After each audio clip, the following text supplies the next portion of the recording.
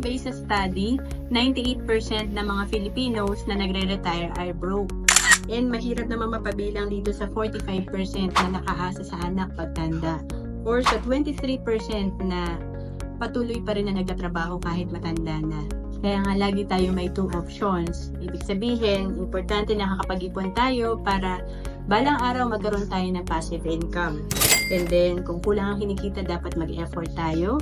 And magiging successful tayo pag talaga pinagsabay natin na nag-iipon tayo at masipag tayo. And yung isa naman, kabaligtaran, puro utang ang magko-compound sa atin. Kung hindi tayo nag-iipon, puro excuse ang pinapakinggan natin at di tayo nagsisimula mag-ipon or magkaroon ng other source of income kung kulang ang kinikita. Kaya nagiging failure. At kung naghahanap ka kung saan ka pwede magsimula mag-invest, pwede ka sa Kaiser na 3-in-1 na. Dito meron ka ng investment, healthcare at life insurance.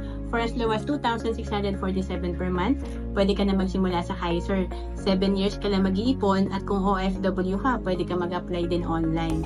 To know more about Kaiser, message mo lang ako sa FB, Roan Celis Capistrano.